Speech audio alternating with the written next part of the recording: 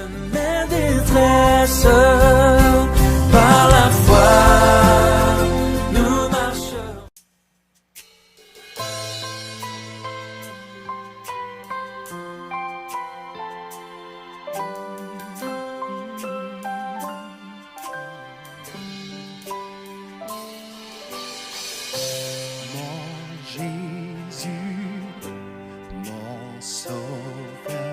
Rien n'est comparable à toi pour l'éternité.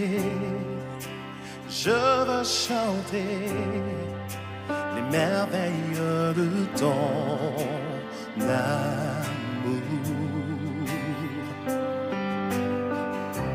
Mon refuge, mon abri, mon réconfort, mon appui. Que tout mon être, toute ma vie ne cesse de t'adorer.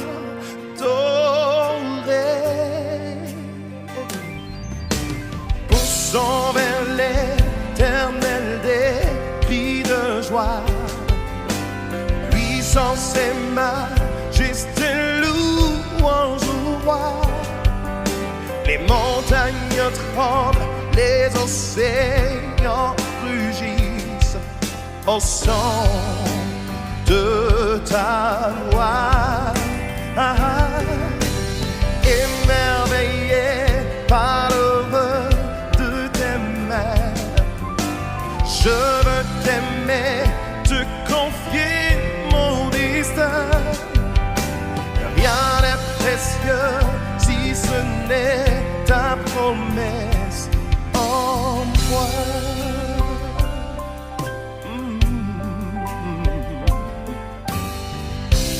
Mon Jésus, mon Sauveur, rien n'est comparable à toi pour l'éternité.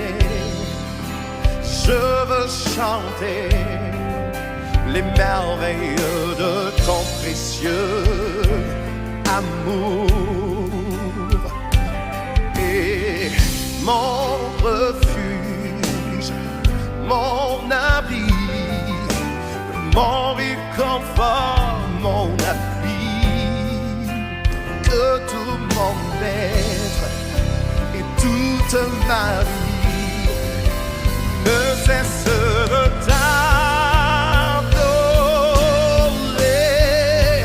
poussons vers l'éternel, terre entière pousse, louange, puissance et majesté à toi notre roi. Et les montagnes tremblent, les océans rugissent au son de ta voix.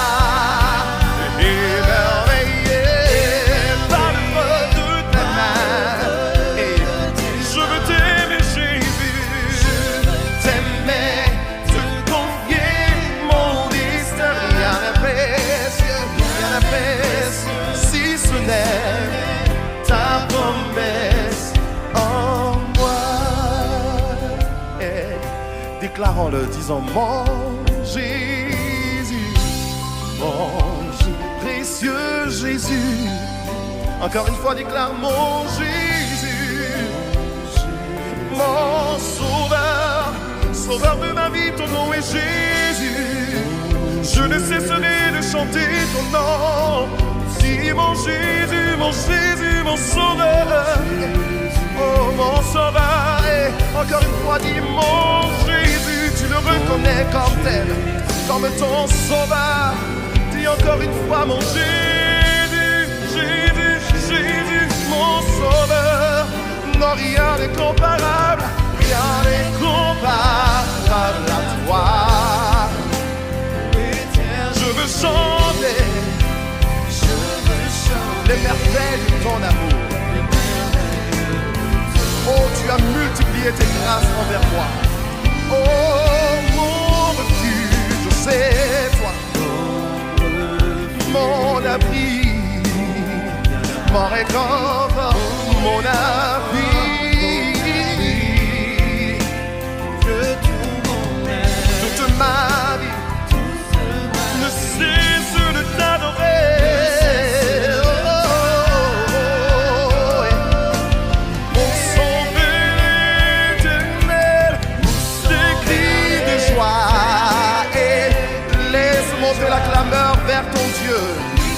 vois ce que tu peux vivre. Laisse monter ta clameur.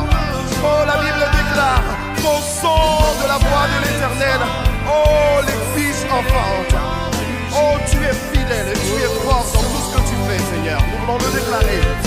Nous sommes émerveillés, émerveillés par le poids de tes mains. Et je veux t'aimer, Jésus.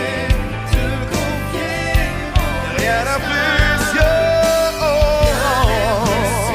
si ce n'est, oh, rien n'est précieux. Non, rien n'est précieux. Non, rien n'est précieux. Si ce n'est la parole que tu as donnée pour moi. Non, rien n'est précieux que cette prophétie.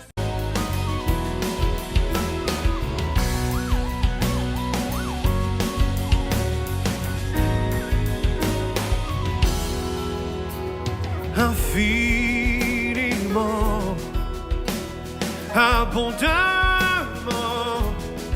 bien au-delà de ce que tu demandes au travers de la puissance qui agit en toi. Oh, Dieu est capable de faire tout ce qu'il dit, il fera. Il accomplira toutes ses promesses envers toi. Garde ta foi en Dieu, il ne t'abandonnera pas, il fera. Oui, il fera, car il est fidèle, il fera. Alléluia, saisis cette parole. Oh, oh, oh. Infiniment, abondamment, bien au-delà, yeah, de tout ce que tu demandes, yeah, au travers de la puissance qui agit en toi. Oh, Dieu est capable de faire tout ce qu'il dit. Il fera. Alléluia. Il accomplira toutes ses promesses envers toi. Garde ta foi. Garde ta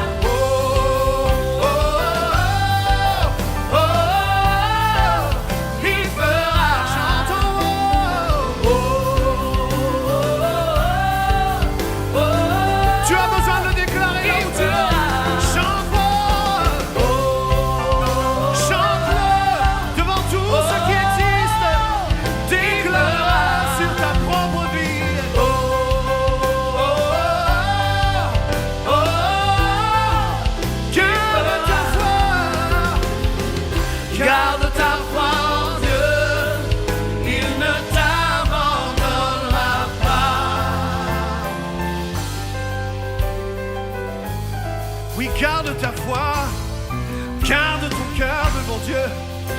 Accroche-toi à sa parole, accroche-toi à ses promesses, déclare-le dans ta vie. Tu le verras s'accomplir si tu le crois seulement. Accroche-toi à sa parole, il est fidèle, il est fidèle, il est fidèle, Jésus est fidèle. C'est lui qui le fait, il ne t'abandonnera pas. Il fera, il fera, il fera, il fera infiniment au-delà. Il fera selon l'infinie richesse de sa gloire et de sa bonté qui se renouvelle chaque matin, chaque jour où tu te lèves, tu verras la gloire de Dieu. Il est fidèle et bon, il est fidèle et bon. C'est Jésus, c'est Jésus. Alléluia.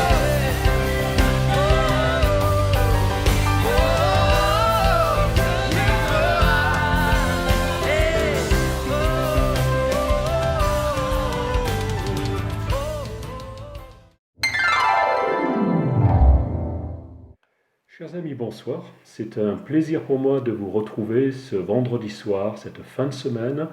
Une semaine qui, pour certains, ceux qui travaillent du moins, a été un peu écourtée par le jeudi de l'Ascension, qui est rappelons-le, bien sûr, une fête chrétienne, sur laquelle nous aurons peut-être un jour l'occasion de revenir, ce qui ne sera pas le sujet non plus de ce soir. Je vous expliquerai comment j'en suis venu à partager ce que je vous dirai dans quelques instants, mais que vous soyez membre de notre communauté évangélique, que vous soyez des personnes qui nous ont rejoints sur ces diffusions maintenant hebdomadaires, eh bien soyez les uns et les autres bienvenus et nous sommes heureux d'être ensemble ce soir. Pour entrer en matière, comme je vous l'ai dit, j'ai envie de vous dire comment m'est venue cette pensée de partager un texte biblique avec vous ce soir. Il s'agissait la journée était finie, et j'ai l'habitude, vous savez, depuis des années, de très longues années, je suis un lecteur assidu de la Bible, la parole de Dieu. Je la lis très très souvent, c'est mon livre de chevet, j'allais dire, et il n'y a rien d'exagéré là-dedans. Et ce soir-là, je me suis tourné vers un récit qui porte selon les versions bibliques que l'on emploie. Vous savez que la Bible n'a pas été écrite en français au départ, mais en hébreu et en grec. Et selon les versions de l'hébreu ou du grec que l'on trouve, le récit que nous allons partager ce soir, partager dans le sens comme si vous étiez mes invités à la même table, eh bien, porte divers titres. Dans l'une de mes versions, de mes Bibles, il est question de Jésus dans la maison de Simon le pharisien. Pharisien, disons tout de suite qu'il s'agissait d'un homme politique, d'un homme en même temps religieux, éminemment érudit et en position d'autorité au temps où Jésus parcourait les contrées de la Galilée, de la Judée, de la Samarie, etc. Première appellation. Deuxième appellation de ce récit, il s'agit de la femme qui verse du parfum sur Jésus. Donc là, on s'aperçoit qu'on n'a pas les mêmes personnages qui sont mis en tête du moins dans le titre de ce récit. Troisième appellation que l'on peut trouver, il y en a certainement d'autres, il s'agit du récit de la pécheresse pardonnée. Donc voyez-vous, on est, suivant la sensibilité de celui qui a traduit ce passage biblique, eh bien on se trouve avec un titre différent. Bon, le titre, lui, n'a pas, semble-t-il, d'inspiration particulière, contrairement au texte qui va suivre. Et ce que je vous propose, c'est de prendre dans quelques instants le temps de développer ce texte. Mais lorsque j'ai relu ce texte, je dirais dont la teneur est identique selon les versions. Les mots changent quelque peu, mais je dirais le contenu du texte, lui, est le même. Et en le relisant, je le connais bien ce texte pourtant, mais il s'est adressé à moi d'une façon particulière. il m'a ému. Je dirais que lorsque j'ai lu ces lignes, je les lisais presque comme pour la première fois, voyez-vous. Ça m'a interpellé, ça m'a parlé. J'ai vraiment eu la sensation, la pensée que le Jésus de ce texte, celui qu'on appelle le Christ, le Messie, suivant la façon dont on veut le nommer, eh bien, était réellement présent dans mon salon. Il était tard, il était pratiquement minuit, et je suis resté longuement à réfléchir sur ce texte, à m'en imprégner, à le redécouvrir d'une façon nouvelle. Et je voudrais vous en faire part. Je voulais simplement le partager, c'est cela, c'est en faire part, que l'on essaye de découvrir ensemble ce que j'ai pu découvrir ce soir-là. Aussi, je vous propose de le lire, simplement, de le lire par plusieurs passages, plusieurs extraits. On va le lire en totalité, mais petit à petit, sans le lire comme, je dirais, un article de journal qu'on lit en diagonale, mais en essayant de l'approfondir. Et voici ce que je lis. Un pharisien invita Jésus à prendre un repas avec lui. Jésus se rendit chez cet homme et se mit à table. Il y avait dans cette ville une femme de mauvaise réputation. Lorsqu'elle apprit que Jésus était à table chez le pharisien, elle apporta un flacon d'albâtre plein de parfum et se tint derrière Jésus, à ses pieds. Elle pleurait et se mit à mouiller de ses larmes les pieds de Jésus. Puis elle les essuya avec ses cheveux, les embrassa et répandit le parfum sur eux.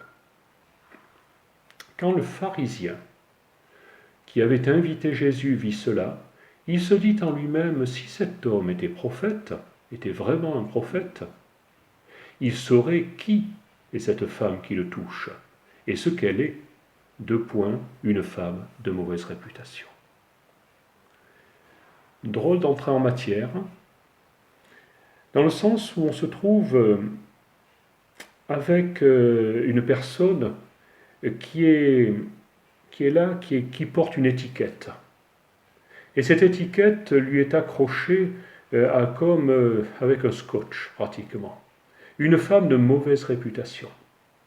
On s'aperçoit qu'il y a ce jeu de personnes qui sont là autour de la table, c'est cet homme éminent, qui a invité Jésus, certainement avec sa troupe de disciples. Et au milieu de ce repas, voici au milieu ou au début, je ne sais, mais voici que cette femme, connue dans la ville certainement, connue comme une femme de mauvaise réputation, va entrer dans la maison de cet homme. Et entrant dans la maison de cet homme, elle ne va pas venir, je dirais, s'asseoir dans un coin, mais elle va soudainement être le centre de ce repas, d'une façon peut-être bruyante, peut-être silencieuse, il ne nous est pas dit. Ce qui est certain, c'est qu'elle va arriver avec ce que l'on appelle un flacon, un vase précieux d'albâtre, rempli de parfums. Pour l'instant, ce vase est, semble-t-il, fermé, mais cette femme va venir, je dirais, derrière l'invité, derrière Jésus, qui est là, dans cette maison, certainement allongée pour prendre ce repas, comme c'était la coutume à cette époque-là, et elle va se tenir en arrière. Elle ne va pas se mettre en avant, elle ne va pas s'inviter, à plus forte raison, s'installer à table, pas du tout, mais elle va venir par derrière. Elle sait qui elle vient voir, qui elle vient rencontrer. Et il nous est dit qu'elle pleure. Ses larmes sont abondantes, au point de mouiller les pieds de l'invité, Jésus. Elle va dénouer sa chevelure certainement abondante. Elle va s'en servir comme, je dirais, d'un linge qui sera là pour sécher les pieds de Jésus. Et elle va certainement le faire, non pas en étant debout, mais certainement plus ou moins accroupie, baissée, peut-être invisible aux yeux des autres invités, jusqu'au moment où ce pharisien, cet homme éminent, cet homme, je dirais, de haute lignée, va avoir des pensées qui vont monter en lui. Et ces pensées, autant vis-à-vis de cette femme que de ce Jésus qu'il a accueilli dans sa maison. Il va dire, mais si cet homme, moi je pensais qu'il était prophète, mais je m'aperçois que tout compte fait, il n'a pas du tout percuté, excusez-moi l'expression, sur le fait qu'il a juste derrière lui une femme de mauvaise réputation, de laquelle cet homme qui a la réputation d'être saint devrait quelque peu s'éloigner, se détacher. Et dans son cœur vont naître des pensées, et qui sont des pensées assez, je dirais, contrariées, assez blessantes vis-à-vis de cette femme, disant, mais enfin, cette femme de mauvaise réputation, je n'ai pas même le loisir de la mettre à la porte, je ne suis pas ainsi, mais je peux tout de suite constater que cet homme que j'ai invité, finalement, n'est pas tout à fait celui que je pensais. Et les choses vont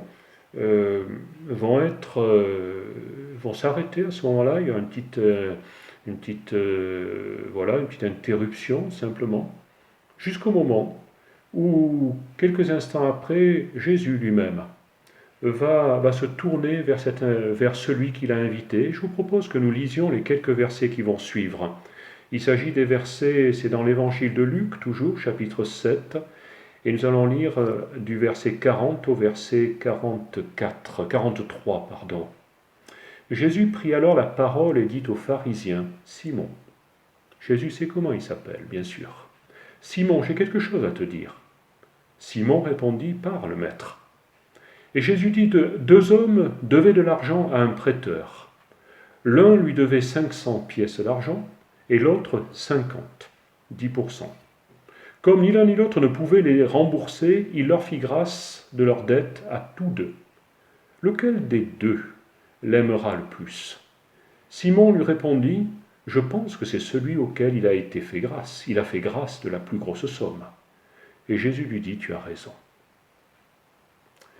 On s'aperçoit que, conformément à une habitude de cette époque, ce Jésus va raconter une petite histoire, ce que l'on appelle une parabole. On aurait pu parler d'anecdotes aussi, mais il s'agit là vraiment typiquement de la parabole.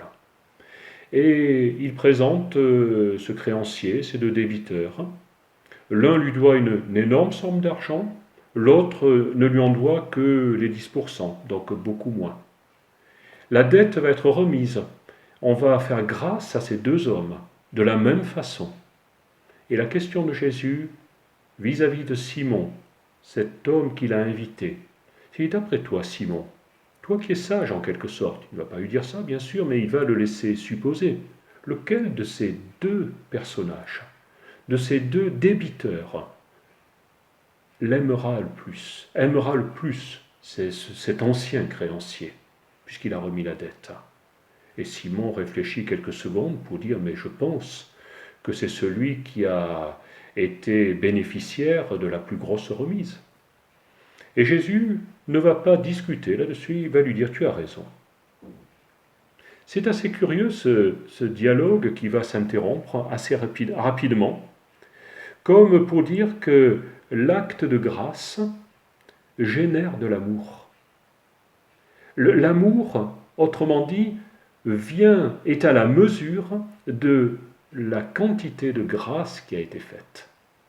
Comme pour dire, quelqu'un qui vous est venu en aide, allez-vous pouvoir l'oublier?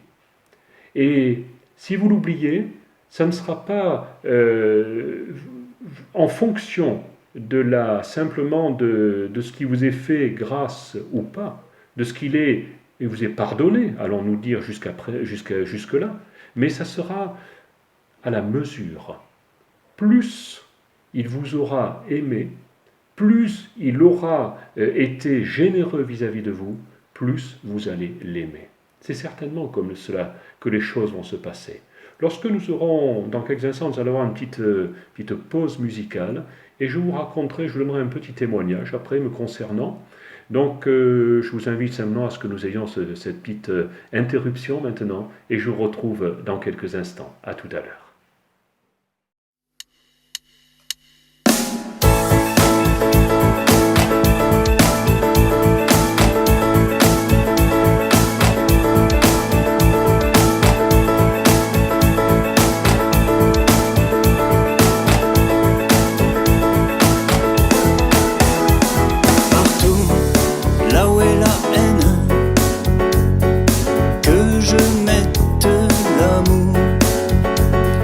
toujours là où est l'offense,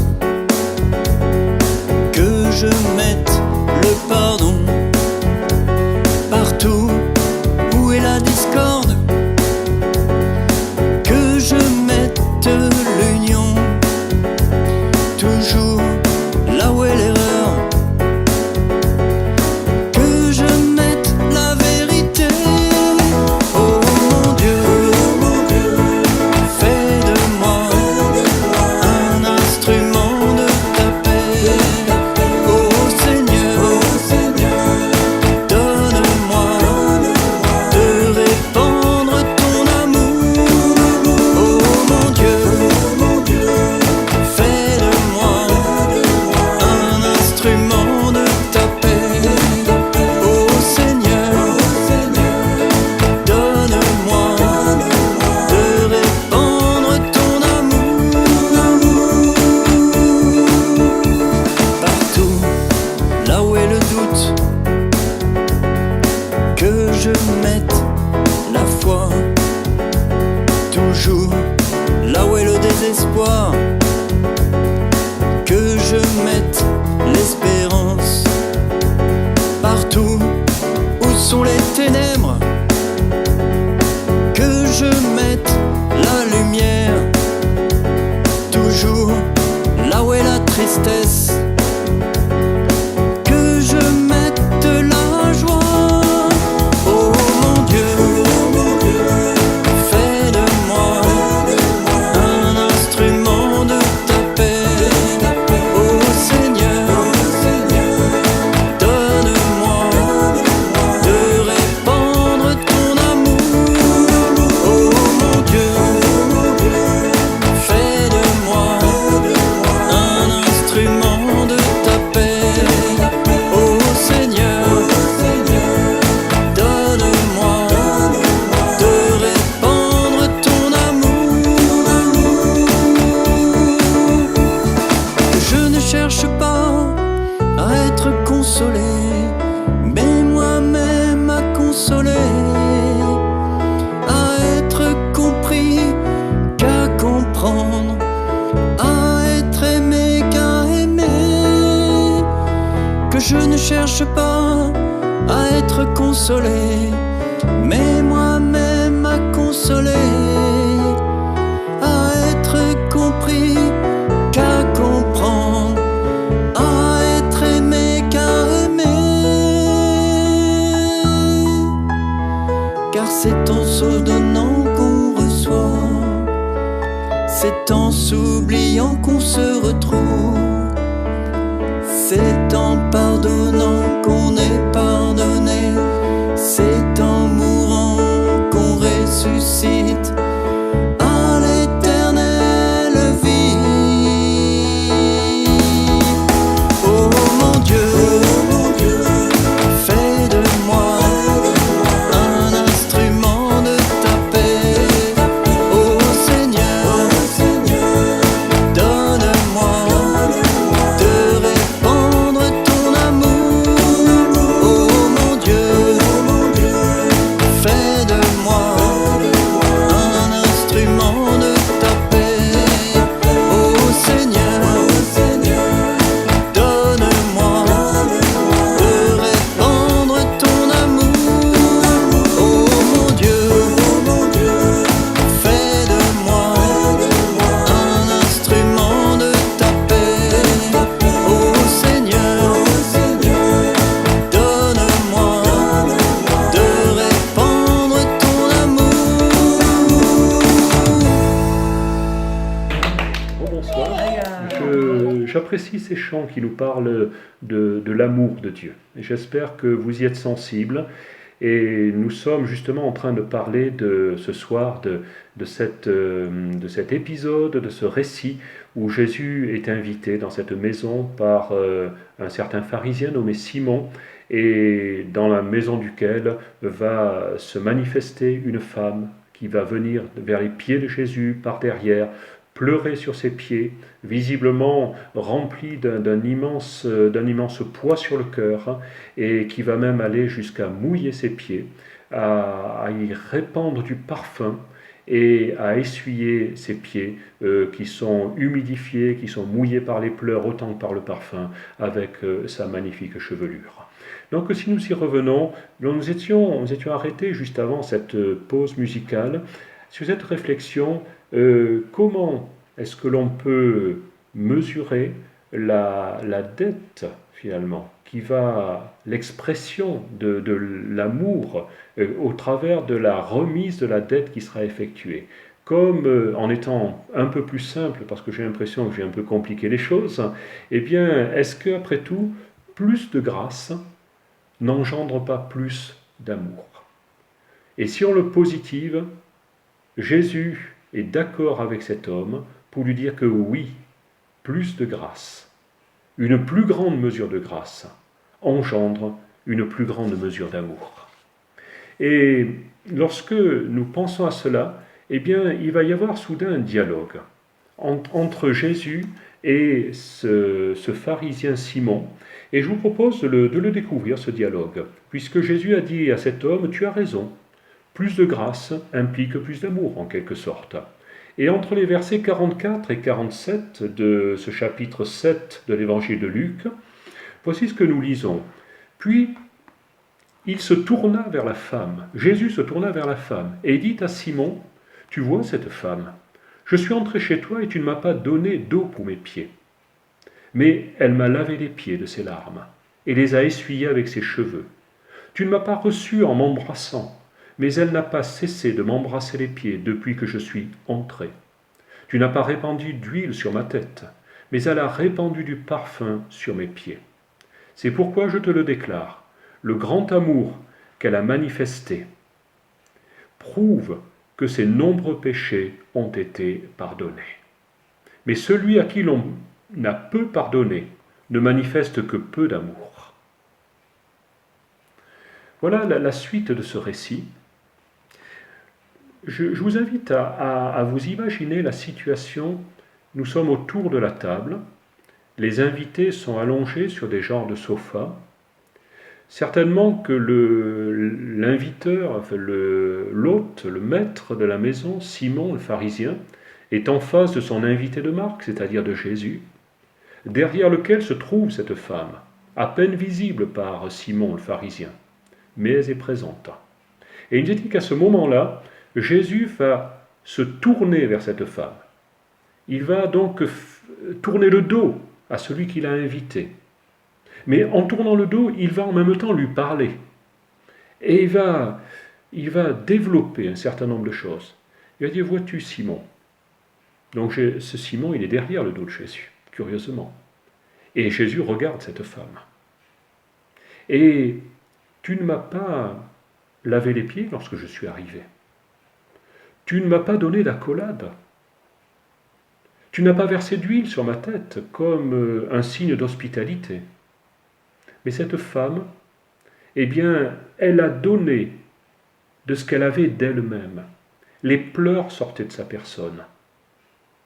Le fait qu'elle ait embrassé les pieds de Jésus sortait de sa personne. Le fait qu'elle ait utilisé ses propres cheveux, c'était une expression de sa personne. Et l'on pourrait dire enfin que le vase brisé, le parfum répandu, c'est peut-être ce qui n'était pas tout à fait de sa personne, mais ce qui résultait de ses simples économies. Et Jésus s'adresse à cet homme et dit tout ce qu'elle vient de faire. Toi, tu ne l'as pas fait. Jésus ne lui reproche pas, mais il lui fait simplement constater. Il ne va pas se mettre en exergue en disant « je suis un invité de marque ». Tu as éprouvé le besoin de m'inviter, je peux t'en remercier, mais tout ce que tu aurais pu faire en plus, tu ne l'as pas fait. Et c'est elle qui l'a fait. Et vois-tu, elle a beaucoup aimé, elle a beaucoup manifesté au travers de ses gestes qui ont mis en œuvre sa propre personne, elle-même. Elle n'a pas utilisé simplement des outils, des subterfuges. C'était d'elle-même qu'elle a donné. Donc, est-ce que ça ne signifie pas justement qu'elle a elle avait besoin d'être beaucoup pardonnée et qu'elle a beaucoup été pardonnée, qu'on lui a fait une grande grâce par rapport à la parabole que Jésus vient d'exprimer, par rapport à ces deux débiteurs et ce créancier qui a remis à l'un et à l'autre une dette. Pour certains, pour l'un plus grande, pour l'autre plus petite. Et Jésus n'a rien dit à cet homme, à ce pharisien.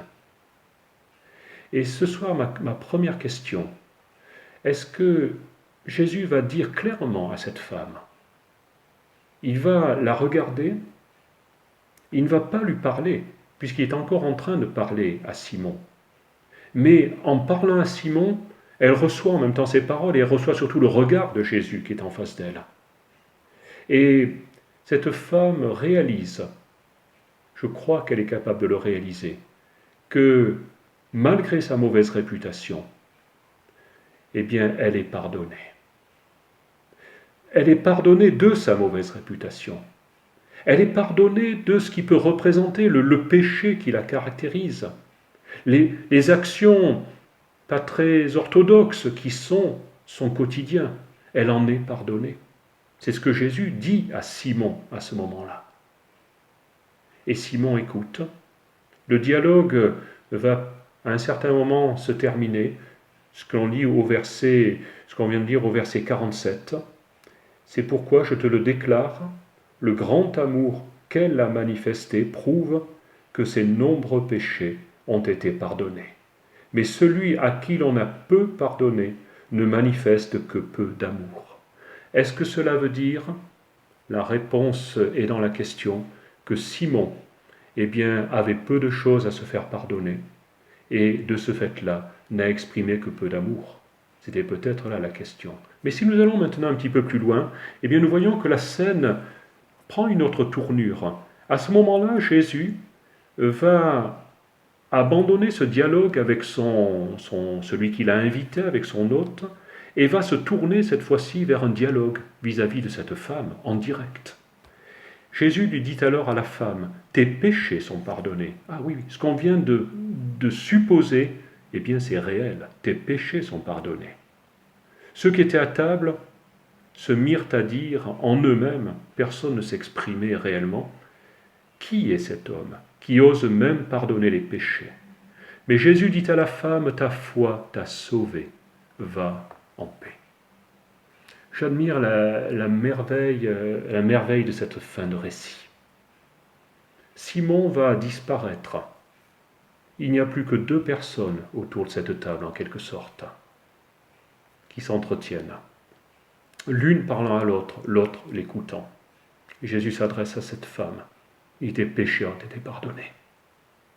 Tu repartiras, non pas avec un poids sur le cœur, mais tu repartiras avec le pardon. Tout ce qui faisait ta vie, toute l'étiquette que tu collais, qui était collée sur ton front, sur ton cœur, sur ta personne, est maintenant ôtée, déchirée, décollée. Tu es une femme nouvelle. Une femme qui, dans cet instant, eh bien, vient de changer complètement.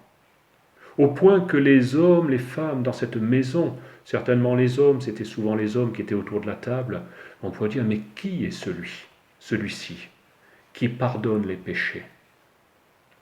Simon ne peut faire qu'écouter, et cette femme ne peut faire que recevoir, ce qui est un immense cadeau, le pardon accordé par Jésus.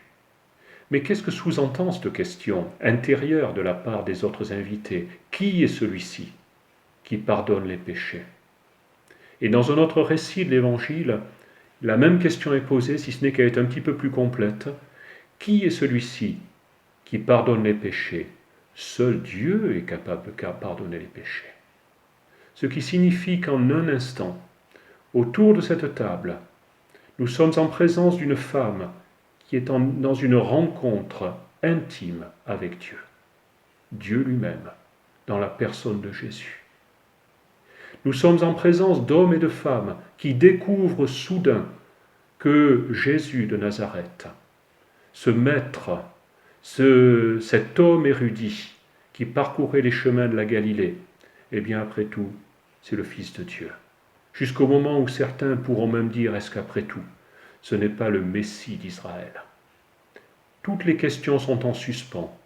Aucune réponse n'est réellement formulée, sauf dans le cœur de cette femme, qui vient d'avoir une rencontre intime avec Jésus. J'aimerais vous dire que il ressort de ce récit vraiment quelque chose d'extrêmement important. Je devais vous raconter une petite anecdote. Est-ce que nous avons encore un petit peu de temps? Oui. Nous étions il y a quelques années en grande difficulté et nous avons eu la visite d'un homme que nous connaissions à peine. Cet homme était pasteur, il est toujours pasteur d'ailleurs, et nous n'attendions pas sa visite. Mais ce qui est certain, c'est qu'au lieu de nous enfoncer davantage dans le trou, de nous dire que nous avions tort plutôt que raison, rien ne transparaissait dans ses propos. Il est simplement venu pour nous écouter, pour nous rencontrer et pour nous réconforter. Et ce récit, me rappelle cette rencontre. Cet homme, je ne l'ai jamais oublié. Il est de toujours, il reste mon ami. Il le restera, je crois, jusqu'à la fin. Et parce qu'il m'a beaucoup aimé. Et je l'aime beaucoup. Et je trouve qu'il y a dans ce récit quelque chose de similaire. Et ce soir, je voudrais simplement vous laisser avec cette pensée. Ce que nous venons de partager, peut-être, êtes-vous à la place de Simon, le pharisien? Vous aimez faire quelque chose qui soit agréable à Dieu, mais vous avez l'impression d'être passé à côté de ce que vous auriez pu faire de plus grand, de plus important. Vous êtes peut-être à la place de cette femme qui souffre, qui a sur le cœur un immense chagrin, une immense peine, qui dit « Ma vie n'est pas réussie, j'ai besoin de changer ». Eh bien ce soir, je veux simplement vous dire, venez au travers relisez ce récit. Identifiez-vous peut-être à cette personne simplement. Venez simplement par derrière. Ne soyez pas présomptueux, mais venez simplement dans la présence de Jésus. Ne regardez pas ceux qui sont autour de la table. Tout ceci, bien sûr, est imagé ce soir pour vous. Mais je crois que ce temps que nous avons devant la parole de Dieu est important. Et je vous invite de la même façon à faire cette démarche de venir simplement vers Jésus. Peut-être est-ce que vous ne savez pas tout à fait comment la faire. Vous avez besoin d'être aidé, d'être tenu par la main d'une certaine façon.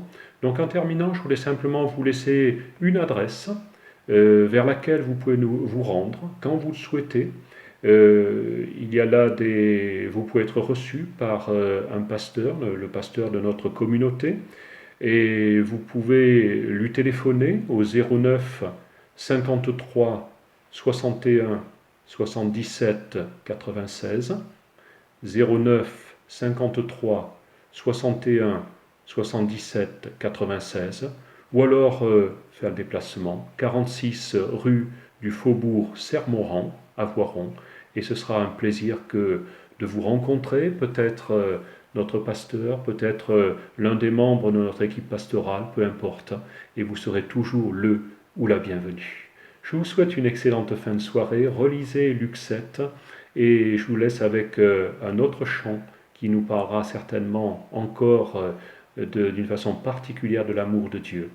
Et j'ai envie de vous dire que Dieu vous bénisse, vous, les vôtres, ceux qui vous sont proches, votre famille, et à très bientôt. Au revoir.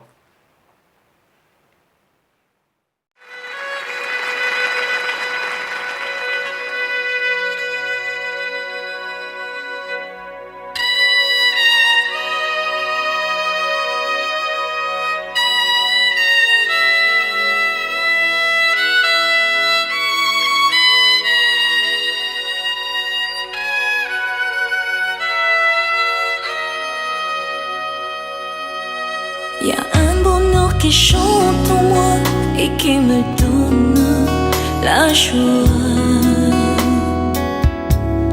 sans lequel je ne peux vivre, pour lequel je veux vivre. Le prince de l'équité m'a libéré de l'iniquité, m'a changé d'identité. Je m'appelle racheté. Où irai-je encore loin de toi?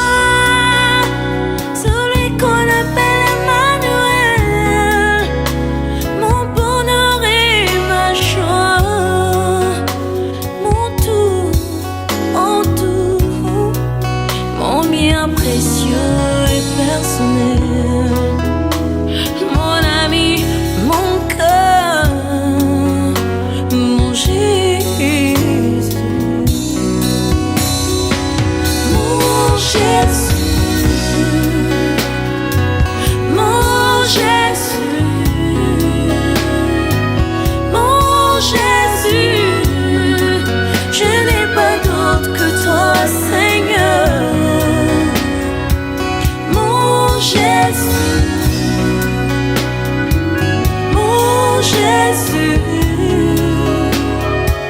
mon Jésus, je n'ai pas d'autre que toi, Seigneur.